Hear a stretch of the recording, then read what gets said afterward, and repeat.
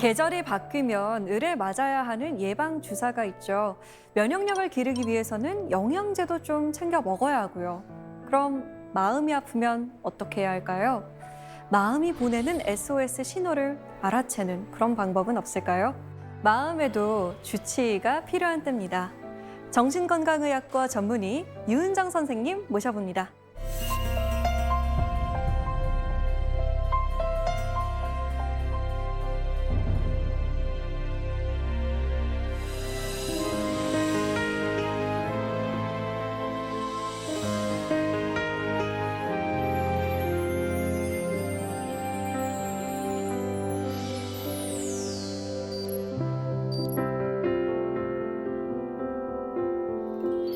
네, 선생님 안녕하세요. 네, 반갑습니다. 네, 전 세계적으로 마음이 좀 공격받고 위협받는 때인 것 같아요. 근데 분명한 이유를 알면 그나마 좀 나은데 마음은 대체 왜 아픈지도 모르는 채 그냥 끙끙 앓는 경우도 있거든요. 네. 뭐 원인은 여러 가지 많이 있겠지만 네. 우리가 마음의 병이라고 해서 특별히 생각 안 했으면 좋겠어요. 신체 질병처럼 일단 마음의 병이라는 게 뇌의 질환이기 때문에 네. 그것을 다르게 생각하거나 안 좋은 선입견을 갖지 않았으면 좋겠고, 일단 마음의 어떤 면역력 이런 것도 우리가 키울 수 있어요. 그렇기 때문에 마음의 단단한 근육을 키우는 법 오늘 알려드리도록 하겠습니다. 네. 선생님과 함께 마음이 공격받기 쉬운 상태는 어떤 상태인지, 또 내 마음을 괴롭히는 적의 정체는 무엇인지 한번 알아가 보도록 하겠습니다. 오늘 강연 잘 부탁드립니다.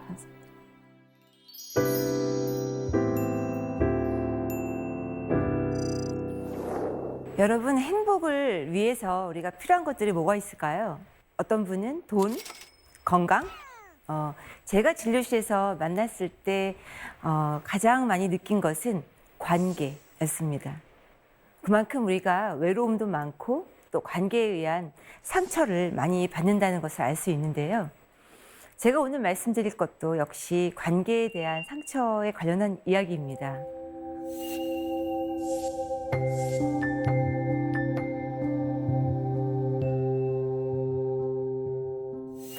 제가 진료실에서 가장 많이 듣는 질문 중에 하나가 저 정상인가요?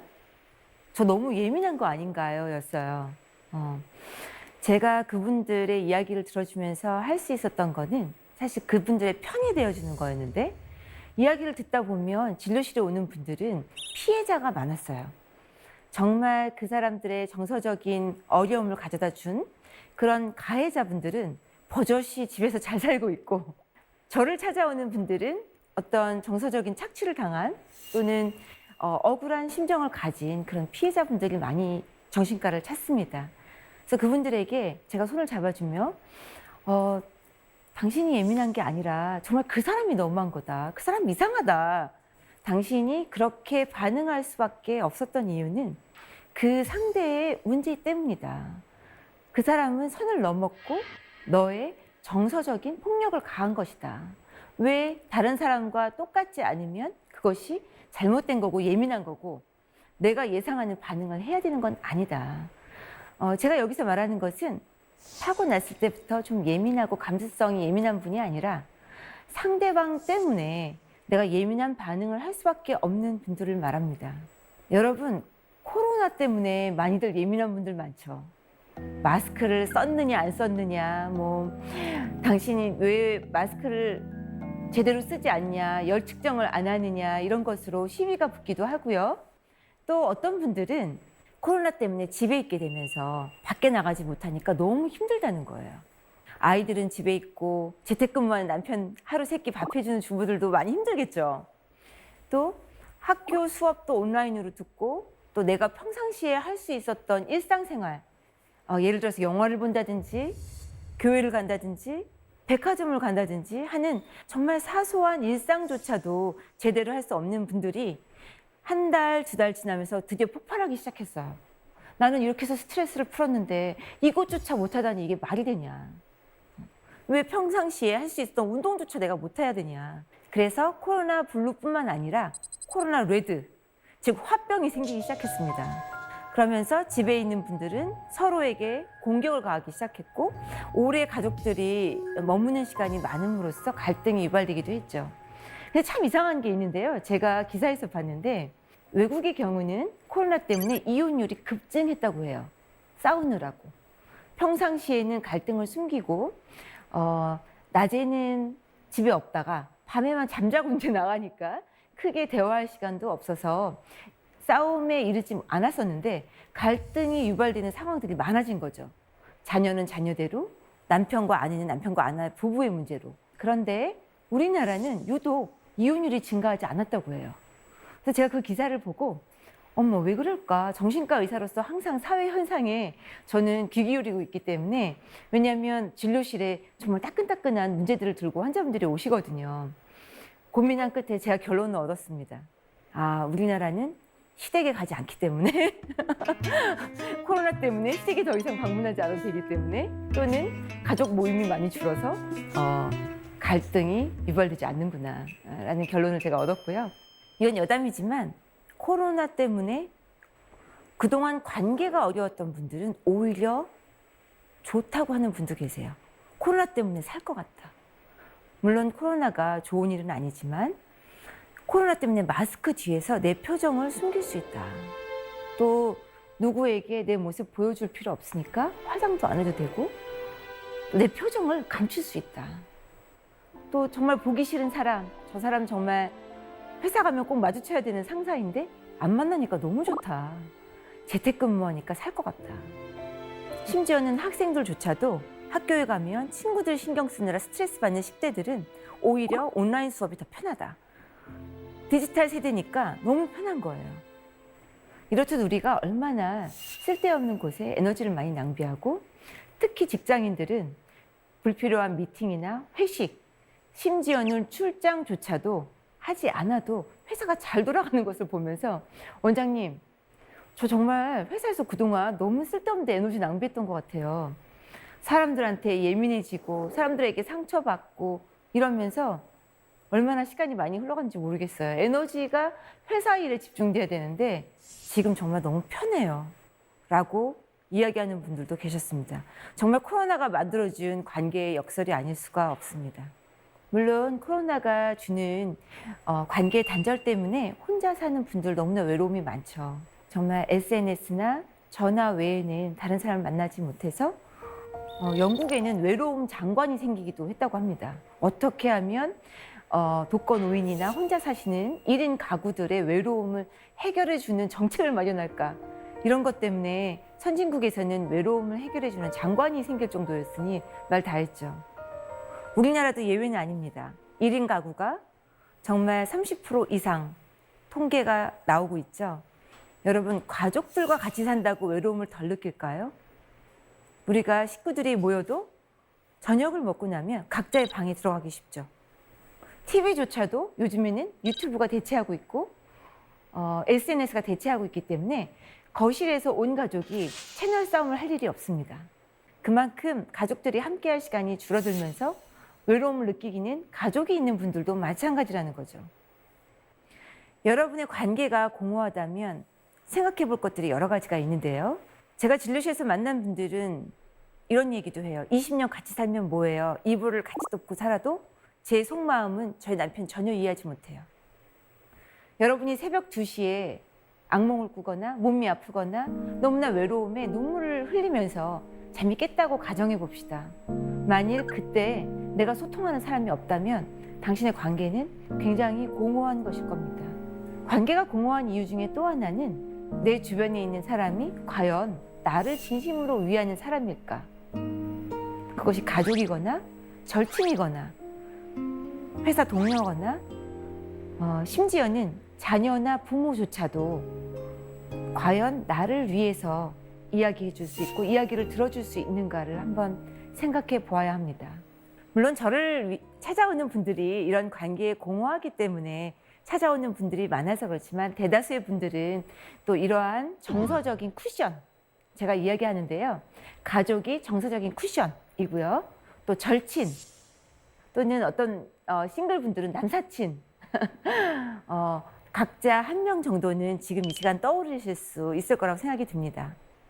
그러면 여러분, 내 곁에 있는 사람이 과연 당신의 친구인가 적인가를 알아보려면 그들이 하는 말을 귀 기울여 보면 알 수 있습니다. 다이어트에 성공한 제 친구는 어떤 친구가 그랬대요. 너 그렇게 살 빼다가 주름 생겨. 요요 현상 생긴다? 10kg 이상 빼면? 이렇게 상대의 성공이나 상대가 잘된 일에 대해서 진심으로 기뻐해 주거나 축하해 주기는커녕 좀 깎아내리는 그런 말을 하는 경우들이 있다는 거죠. 상대의 의도와는 상관없이 그런 이야기를 들을 때 우리는 예민해지기 쉬운데요. 그 사람들의 속셈은 무엇일까요? 제가 정신과 의사로서 심리를 살펴보면 상대방이 잘 되는 것을 깎아내리면서 자신이 부족한 부분을 합리화하거나 내가 잘 안 된 부분을 감추려고 하는 분들이 주로 그런 반응을 보이기 쉽습니다. 선생님, 저의 감정을 좀 불편하게 만드는 사람들의 특징이 있을까요? 네. 일명 감정 뱀파이어라고 하는데 나를 예민하게 만드는 사람들의 특징이 있어요. 예를 들어서 너를 위해서 하는 얘기야 라고 하는데 결론적으로는 자기 위해서 하는 그쵸. 경우, 또 상대방의 시간이나 심지어는 돈까지도 또 그런 에너지를 마음껏 자기 것인 양 쓰는 어떤 감정적인 착취도 역시 있거든요. 상대방을 진심으로 축하해 주는 것이 아니라 조금 깎아내리는 듯한 하는 행동? 왜 우리 어떤 사람 만나면 왜 기빨리는 듯한 느낌 받는 분들 있잖아요. 그러면 왠지 만나고 나서 돌아오는 길에도 기운이 빠지고 뭔가 기분이 언짢은 네. 이 이상한 불편한 감정은 뭐지? 그래서 다시는 만나기가 좀 꺼려지는 네. 그런 분들이 사실은 그리고 상처는 가장 가까운 사람에게 받는 겁니다. 그래서 잘 모르는 사람들에게 받는 것이 아니라 가까운 가족, 심지어는 자녀나 부모, 또 절친에게도 받게 되는 거죠.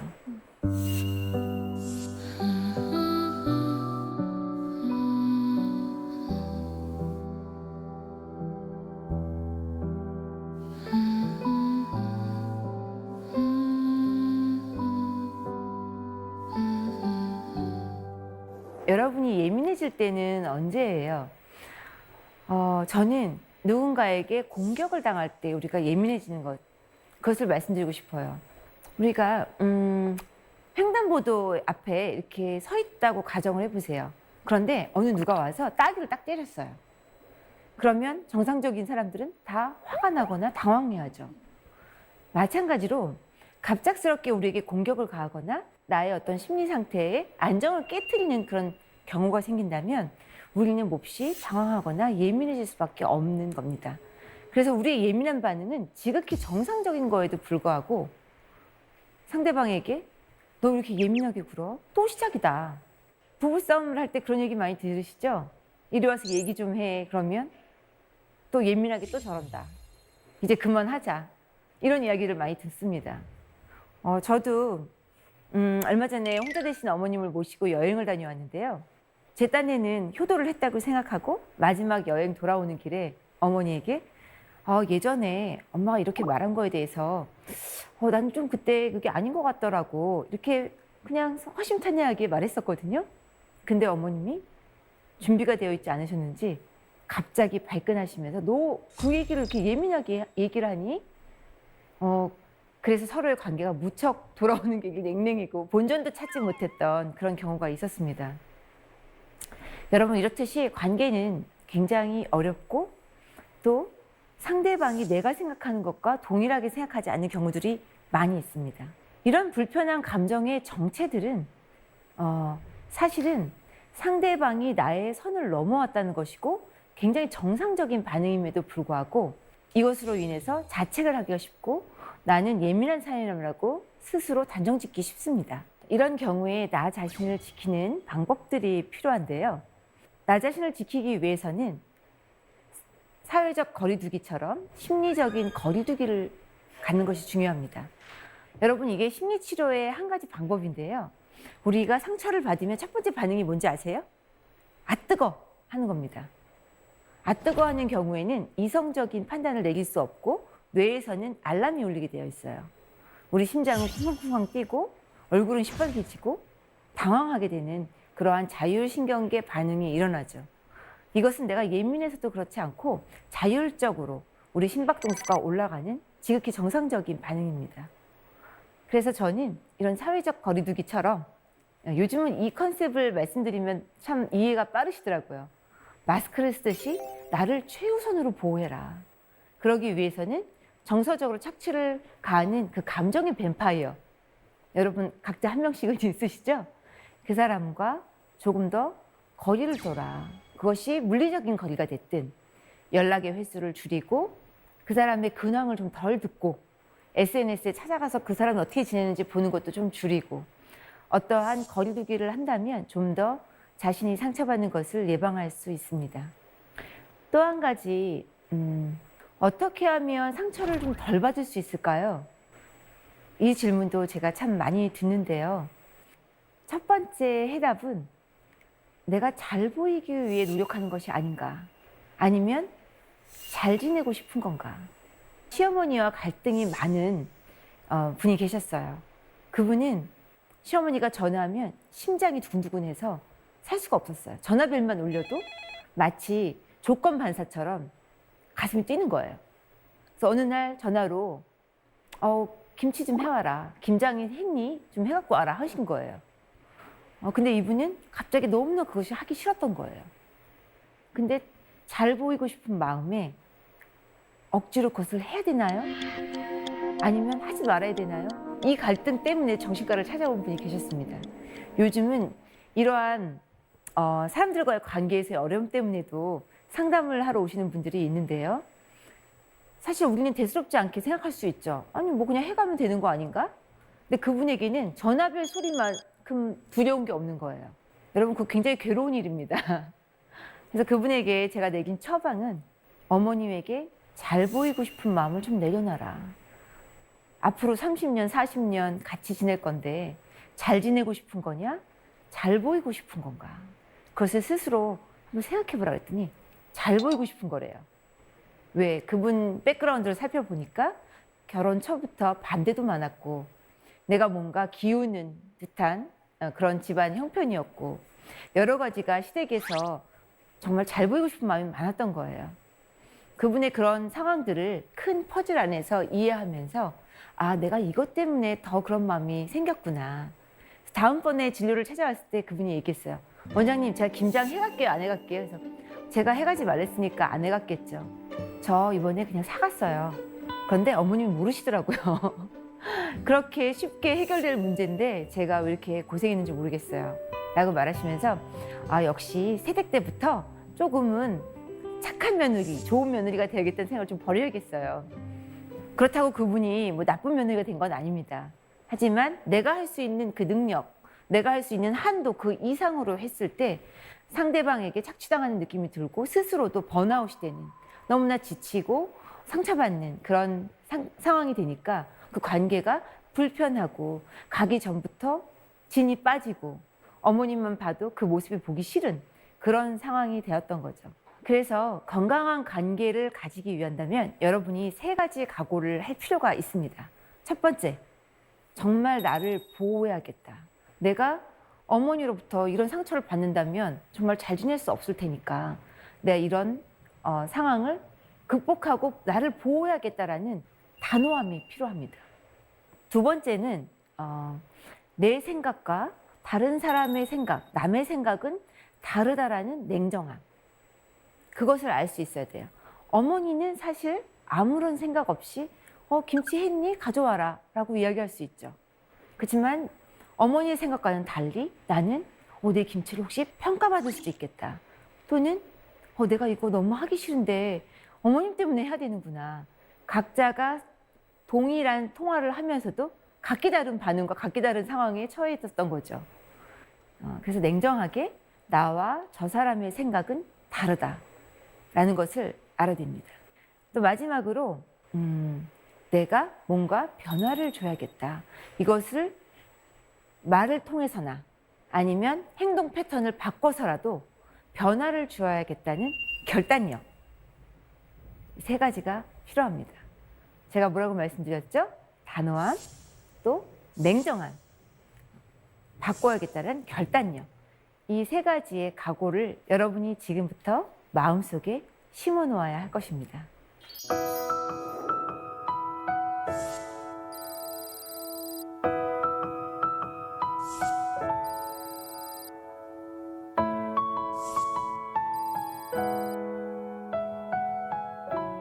여러분 여기까지 이야기를 들으시고 나를 상처 준 그 사람, 가족 중에 누구 생각나시죠? 근데 그 사람에게 내가 이제 깨달은 거를 가서 이야기해야겠다 라고 섣불리 이야기를 꺼냈다가 오히려 정말 까칠한 반응에 여러분이 더 상처받을까 봐 저는 약간 걱정됩니다. 왜냐하면 심리 상담을 받은 분들도 원장님 제가 이제 엄마와의 관계를 해결할 수 있을 것 같아요. 당장 오늘 집으로 가서 엄마하고 얘기를 해야겠어요. 그러면 저는 두 손을 꼭 잡고 말합니다. 말리고 싶다. 엄마는 너와 같은 상태가 아니다. 사실 엄마는요, 이 생각을, 이 사건을 1도 생각하지 않을 수 있어요. 나는 어린 시절에 엄마가 언니만 더 위하고 나한테는 차별했던 그 장면이 늘 나를 괴롭혔지만 엄마는 스스로 인식하지 못할 수도 있어요. 그래서 마치 여러분이 과거에 왜 그랬어요? 왜 나한테 그렇게 말했어요? 라고 이야기를 던진다면 분명히 이렇게 답변이 올 겁니다. 그런 적이 있었어? 야, 너는 지금 이어서 그 얘기를 왜 해? 그 얘기 꺼내지 마. 덮고 그냥 지나가자. 기억조차 안 난다는 반응이 대부분일 겁니다. 그래서 여러분의 그런 과거를 들추려고 하는 그런 노력이 오히려 무참히 밟힐 수도 있어요. 그래서 저는 하지만 여러분의 마음을 이해하기 때문에 환자분들에게 그렇게 얘기해요. 내가 다 안다. 그 상처난 마음, 미해결된 그 과제는 유효기간이 없다. 계속 과거에 머물지 않고 현재 진행형이라는 거죠. 지금까지도 내가 그것이 불편할 때가 있고 나의 자존감에 스크래치를 주고 내가 좀 더 착한 역할을 해야 될 것 같은 그런 마음을 가지게 하고 남들보다 더 잘 보이려고 하고 애쓰려는 그런 마음을 갖게 하고 어떤 분에게는 성공을 위해서 굉장히 자기 본능도 억누르고 성공을 위해서라면 뭐든지 해야 되겠다라는 일중독에 걸리기도 쉽고 또 다른 중독에 이르기도 쉽게 됩니다. 그만큼 과거의 상처로 인해서 공허하고 자존감이 많이 떨어져 있기 때문이죠. 감정의 찌꺼기가 있다면 여러분 그것이 계속 지속되기 때문에 현재 진행형입니다. 그래서 해결되지 않은 감정에는 유효기간이 없습니다. 그럴 때는 어떻게 해야 할까요? 제가 제안하는 방법은 바로 감정 클리어 리스트를 작성하라는 겁니다. 감정 클리어 리스트 그게 뭘까? 이렇게 생각하시기 쉬운데 내가 그 상처를 받은 그 시점, 그것이 우리가 발화 시점이라고 하고요. 이래서 내가 상처를 받았던 거구나. 이래서 내가 지금의 이런 감정을 가지게 된 거구나. 라고 생각하는 그 인지하는 그 시점을 우리가 인지 시점이라고 했을 때 그 시점이 사실 3년 이상 또는 정말 수년, 수십 년이 지나고 난 다음에도 그것을 알아차릴 수가 있거든요. 그 감정을 반드시 짚고 넘어가야 되는 것이 중요하고요. 감정 클리어 리스트를 스스로 집에서 작성하다 보면 좀 더 객관적으로 내 감정의 변화라든지 그것이 정말 현재까지도 유효하다는 것을 아시게 될 겁니다.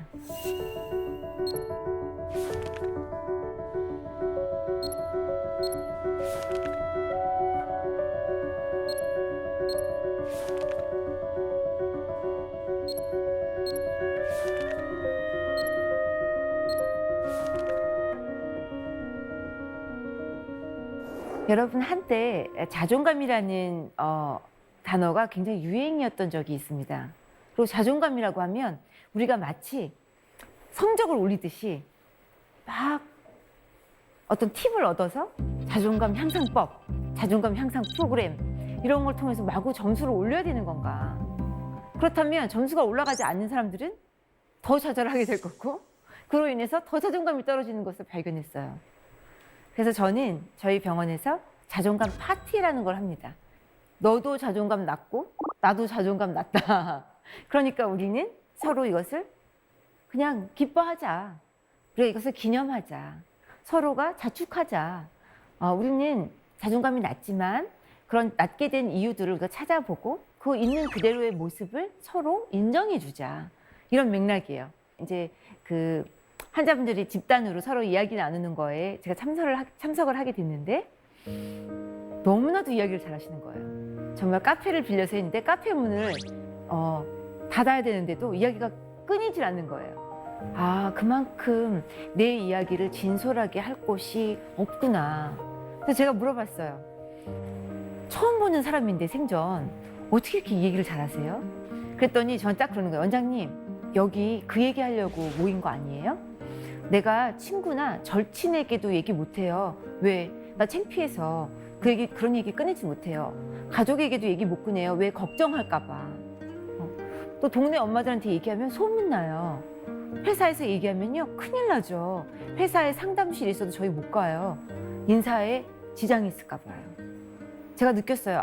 이렇게 내 이야기나 어떤 나의 약한 면을 드러내는 것이 참 힘든 사회구나.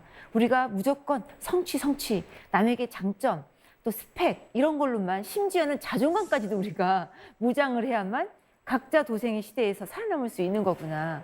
참 마음이 안타까우면서 제가 힘들지만 자존감 파티를 계속 지속해야 된다는 생각을 굳게 했었습니다. 그렇다면 자존감이라는 게 뭘까요? 저는 이렇게 말씀드리고 싶어요. 상처를 튕겨낼 수 있는 단단한 마음의 근육. 우리 유리 멘탈은 어때요? 누가 말 한마디만 던져도 마음에 파바박 와서 꽂히죠. 어떤 분은 너 살찐 것 같아. 이 말 한마디에 정말 하루 종일 너무나 우울하고 체중을 재봐서 1kg가 올라가면 그 하루가 너무 힘들고 1kg 빠지면 날아갈 듯이 기쁘다고 그래요. 자신감이 막 생기고 옷을 입어도 뭔가 막 한 10kg가 빠진 것 같고 그 정도로 우리가 굉장히 작은 사소한 거에도 일희일비하는 그런 유리 멘탈을 가진 분들이 있죠. 또 한 가지는 자존감의 또 다른 정의는 나를 긍정하는 것. 여러분 긍정한다면 무슨 생각이 드세요? 제가 이 질문을 많이 하는데 나의 좋은 점을 보는 거예요. 이렇게 얘기를 하시더라고요.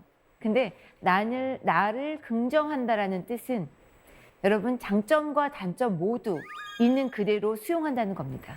그냥 나 자신, 나 유은정, 나 누구누구가 어떤 사람인가, 어떤 장점과 어떤 단점을 가지고 있는가, 나란 사람은 어떤 사람인가 잘 모르시겠죠? 잘 모른다면 오늘부터 옆 사람에게 물어보세요.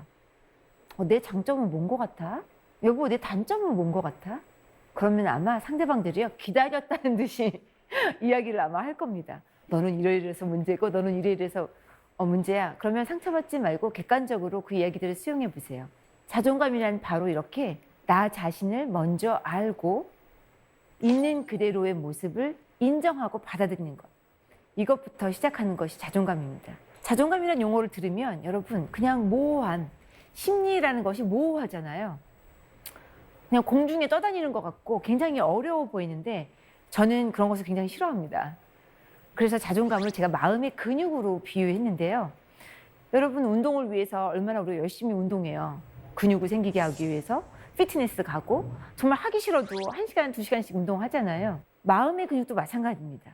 내 의지와는 상관없이 내 의지는 내 생각은 굉장히 부정적인 것들이 많고 상대방의 영향을 받기 쉬운데 그것과는 역행해서 좀 더 다른 방법으로 생각하고 좀 더 긍정적으로 나에게 메시지를 전달해주고 좀 더 유리한 쪽으로 선택을 하고 이러한 노력을 하는 것이 바로 마음의 근육을 키우는 운동인 거죠.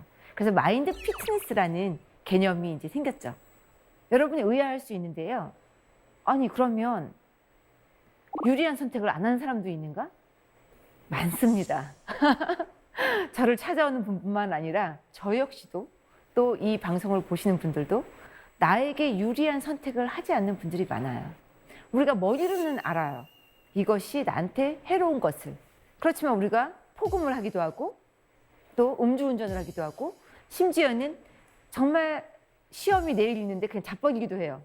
내가 좋아하면 안 될 사람을 좋아하기도 하고요. 가까이 해서는 안 되는 친구를 가까이 하기도 하고 드라마를 한 편만 보고 끝내야 되는데도 밤을 새서 보기도 합니다. 이만큼 우리는요, 우리 몸에 해로운 것들을 선택하는데 참 익숙해져 있어요. 그래서 저는 자기 파괴적인 모든 행동을 좀 멈춰라 라고 말합니다. 그것이 꼭 뭐 자해를 하거나 자살 충동을 느끼거나 이런 극단적인 것 외에도요. 나에게 유리하고 나에게 도움을 주는 그 모든 무의식적인 행동을 멈추는 것, 그 행동을 하지 않는 것 역시도 자기 파괴적인 행동이 무의식적으로 일어나는 겁니다. 자존감이 낮은 분들이 특히 이러한 자기 파괴적인 행동을 하기 쉬운데요. 여러분 머릿속으로는 이런 생각하면 안 돼. 나 왜 이렇게 나를 비난하지? 너 이렇게 한심해.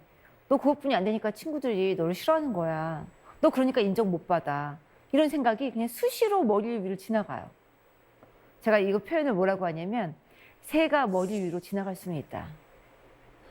그렇지만 새가 머리에 둥지를 트는 것은 막아라. 그렇잖아요, 여러분. 짹짹짹하고 하늘에서 새가 내 머리 위를 날아가는 건 막을 수 없어요. 그죠? 생각도 마찬가지입니다. 생각이 스쳐가는 것을 막을 수는 없어요. 하지만 그 생각이 내 핵심 믿음을 좌지우지하는 둥지를 트는 것은 막게 할 수 있습니다. 그만큼 마음력이 키워지면 그것이 내 둥지를 틀지 않게 할 수 있는 건데요. 바로 거기서 중요한 개념이 자존감 안정성이라는 거예요. 저를 찾아오는 분들이 그래요. 원장님, 저 자존감 낮은 것 같아요? 높은 것 같아요? 마치 제가 자존감 충분히 높아요라고 말해주는 걸 바라듯이 이렇게 질문을 하는데요. 제가 그때 말씀드립니다. 자존감의 높고 낮음이 중요한 것이 아니라 내가 낮으면 난 자존감 낮은 사람이야. 그 나름대로 또 장점이 있어요. 남들의 눈치를 보기도 하고 분위기 메이커가 되기도 합니다. 자존감이 높은 사람은 나 자존감 높은 사람이야. 난 자존감이 높아 하면서 아나무인이 되기도 하고 내 생각을 상대에게 주입시키려고 해요. 말을 듣지 않죠. 그러면 자존감의 높과 낮음이 사실 그렇게 중요한 것이 아니라 단기간에 어떤 기간 동안 자존감의 변동이 중요하다는 거죠. 그것을 저는 자존감 안정성이라고 이야기하고 마치 자존감 안정성을 갖고 있는 사람은 안전한 주식을 갖고 있듯이 마음이 좀 놓이는 거죠. 작은 말에도 휘둘리지 않고 내가 체중 1kg 늘었다고 막 슬퍼하고 체중 1kg 빠졌다고 기뻐하고 이런 것이 아니고 또 취직한 친구를 보면서 나는 한심하게 이게 뭐야. 난 아직도 공무원 시험 준비야. 이러면서 자기 비하를 하는 것이 아니라 상대적인 박탈감을 느끼는 것이 아니라 좀 더 자기가 가지고 있는 것에 집중하는 그런 것이 바로 자존감 안정성이죠. 좀 더 자세하게 설명을 드리자면요. 자존감을 안정성을 높이기 위해서는 첫 번째로 상대적인 박탈감을 좀 벗어나야 합니다. 나는 정말 월급 모아서 빚도 갚고 있고 또 부모님에게 돈도 드려요. 생활비도 드려야 되는데 어떤 친구는 부모가 뽑아준 차를 딱 끌고 와요. 당연히 상대적 박탈감을 갖게 되죠. 제가 그때 항상 이야기해요. 시간의 흐름은 각자의 시계가 있다. 비혼인 분들 와서 그래요. 왜 나는 지금까지도 결혼을 못 할까요? 친구들은 결혼해서 애 낳고 잘 살고 있는데 나는 왜 이래요? 근데 잘 생각해봐. 지금 다른 친구들은 기저귀 갈고 있을 때 너는 주말에 영화도 볼 수 있고 누워서 SNS도 할 수 있고 마음대로 시간을 갖잖아. 가지고 있는 것에 집중을 해봐 라고 이야기합니다. 그래서 상대적 박탈감이란 공식이 이렇죠. 갖고 싶은 것에서 갖고 있는 것을 빼는 것이기 때문에 갖고 있는 것을 생각하면 할수록 우리는 박탈감에서 벗어날 수 있는 거죠. 지금 여러분 이야기 들으면서 원장님은 금수저인가 보다 저렇게 말할 수 있는 것이 실제로 진료실에서 저한테 그렇게 말씀하시는 분이 있어요. 원장님은 의사니까 그렇게 말하죠. 갖고 있는 게 많잖아요. 이렇게 말씀하시는 분이 있는데 여기서 가지고 있는 거라는 것은 눈에 보이는 유형적인 것도 있지만 내가 가지고 있는 성품, 내가 갖고 있는 취미, 내가 갖고 있는 직업, 또 내가 갖고 있는 친구들 여러 가지가 있어요. 오히려 제가 지적하고 싶은 것은 내가 가지고 있지 않은 것에만 집중하면서 자기 스스로를 괴롭히는 분들이 너무 안타까운 거죠. 진료실 대기실에서 이렇게 앉아 계신 분들이 저를 만나면 진료실에서 그래요. 아까 그 사람은 왜 왔어요? 너무 멀쩡해 보이던데. 그러면 저는 당황해서 본인도 멀쩡해 보여요. 다른 사람에게는. 그러니까 사람들이 그래요. 내 것에는 집중하지 않고 굉장히 남의 것에 집중을 해요. 근데 사실은 내 것에 집중해야 남의 것이 보이지 않는 겁니다. 내가 어떤 사람인지, 또 나는 무엇을 잘하는지, 우리가 사실 너무나 바쁘게 살다 보니까 이러한 생각을 할 틈이 없어요. 제가 전업주부 상담하면서 가장 마음 아픈 것도 그런 거예요. 가족을 위해서 희생하고 또 결혼과 동시에 경력이 단절되면서 벌써 40대만 돼도 자녀들이 다 훌훌 떠나요.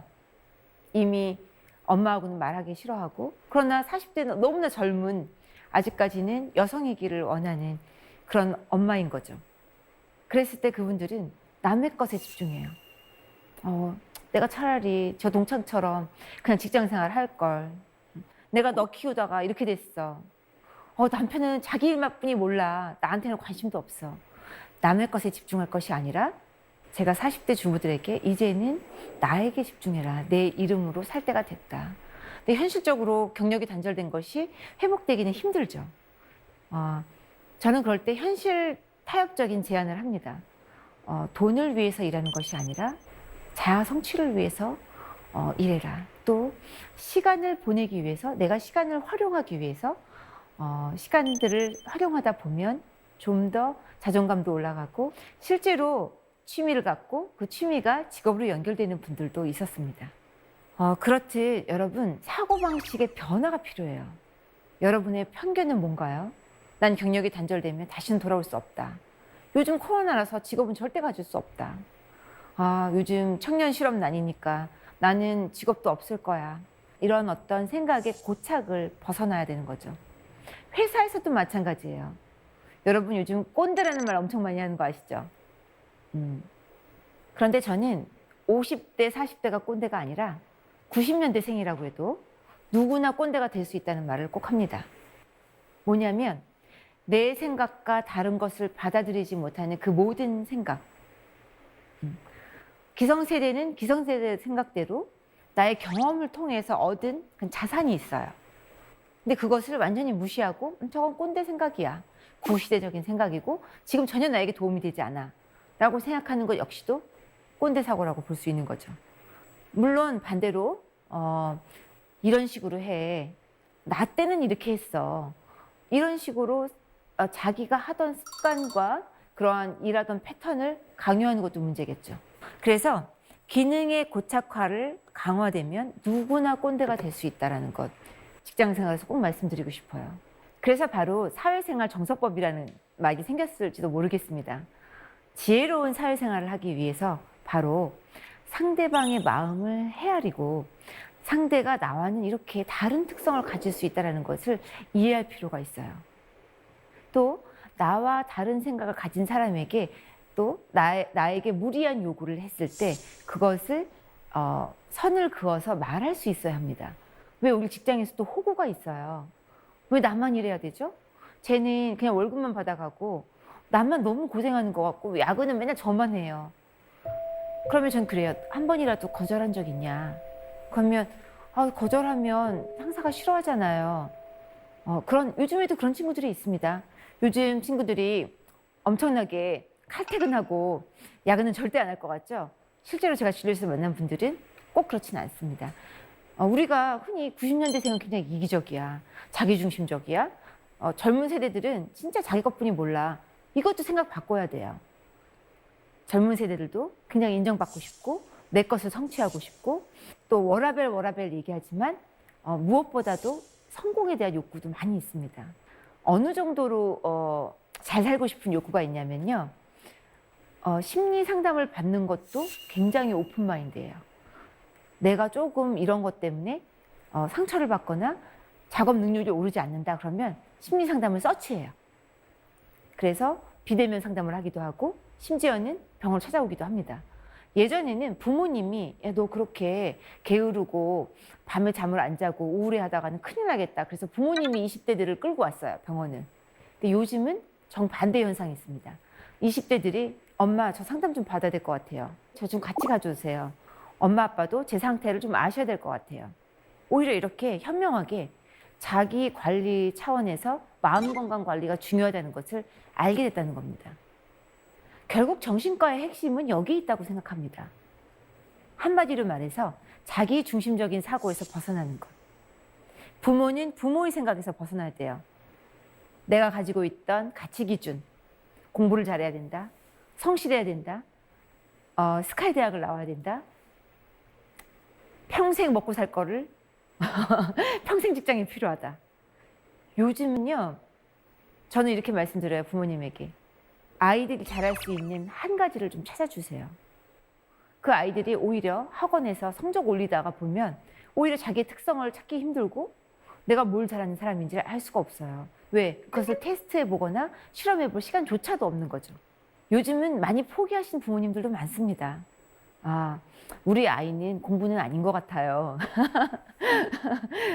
내가 옆집 엄마가 무슨 학원 보낸다고 그래서 계속 나도 따라서 보내고 욕심 부렸는데, 원장님 저도 그냥 마음을 내려놓기로 했어요. 얘가 어떤 기술적인 부분 하나 가지면 그걸로 자기가 살 수 있지 않겠어요?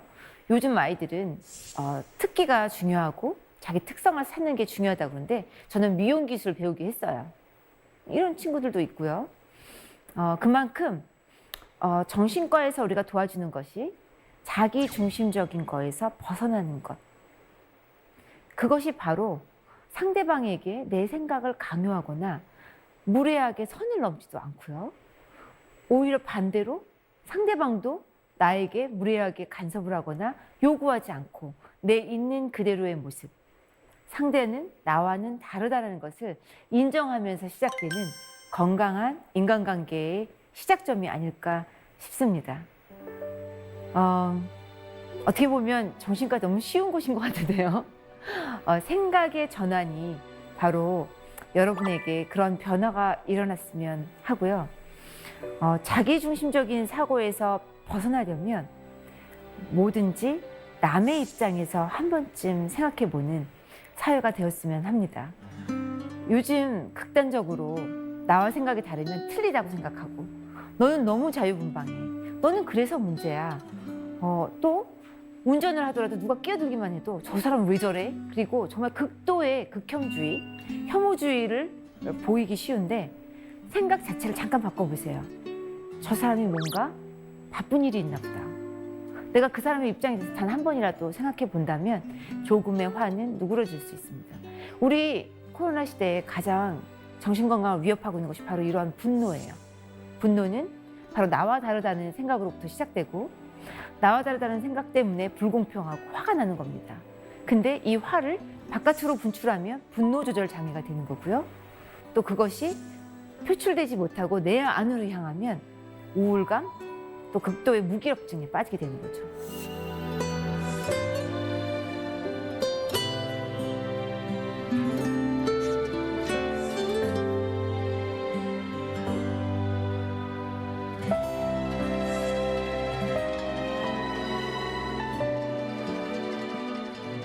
여러분 코로나 시대에 많이들 힘드시죠? 하지만 우리가 생각의 전환을 잠시 해보면 어떨까요?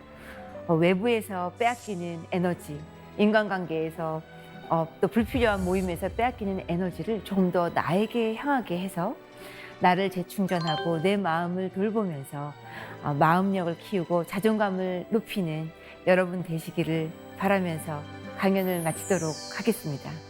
감사합니다.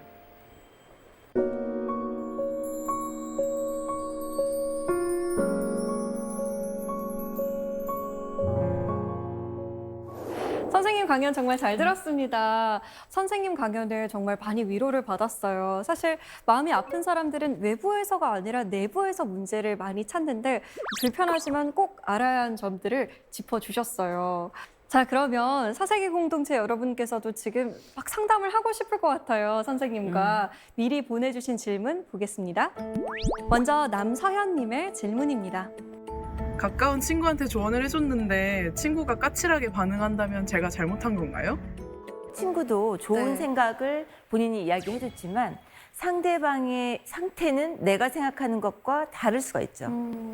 상대방의 상태는 그것을 받아들일 준비가 안 돼 있을 수도 있고 또 본인의 상태는 다를 수가 있다는 거예요. 그래서 우리가 가장 중요한 것이 조언을 해줄 때에도 내가 생각하는 것이 옳다라는 생각을 일단 버려야 되고요. 상대의 상태는 나와는 다를 수 있다.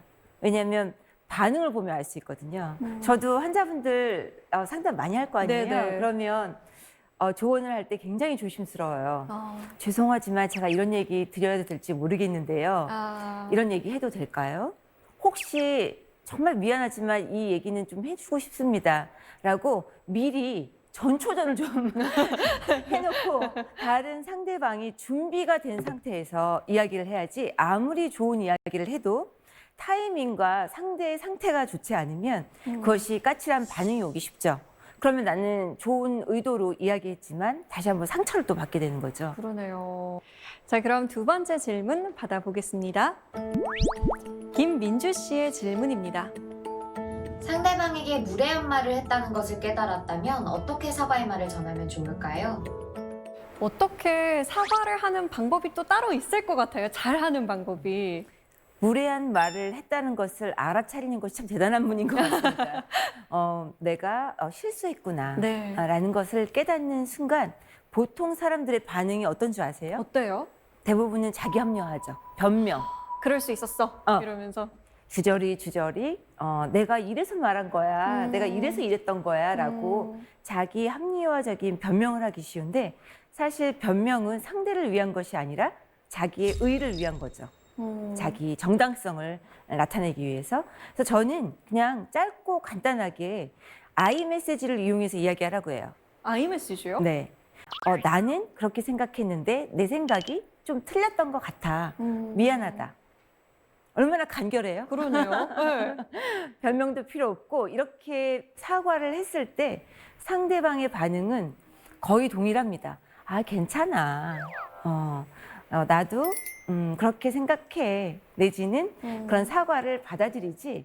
근데 대부분의 사람들은 변명을 하거나 아니면 너가 그때 그렇게 말해서 내가 이렇게 말한 거야 하고 상대의 탓으로 은근히 돌리기 쉬운데 그것은 선을 넘는 행동이고 상대를 예민하게 만드는 그런 행동이죠.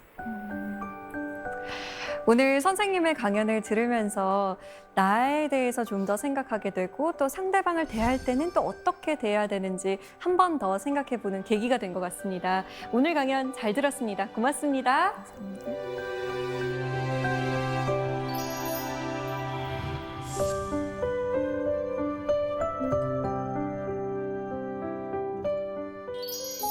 마음 주치의로부터 처방전이 하나 도착했네요. 오픈 핸즈, 말 그대로 손을 펴라는 겁니다. 내 아이, 내 남편, 내 아내, 내 부모를 내 마음대로 하지 않으면 병이 나거나 화가 나는 옹졸한 마음은 아닌지, 내 뜻대로 해야 일이 제대로 잘 된다고 생각하는 마음은 아닌지, 지금 이 순간 내 손이 움켜쥐고 있는 건 어떤 마음일까요? 사세계 공동체 여러분도 오픈핸즈 한번 해보시는 거 어때요? 저희는 다음 시간에 찾아오겠습니다. 고맙습니다.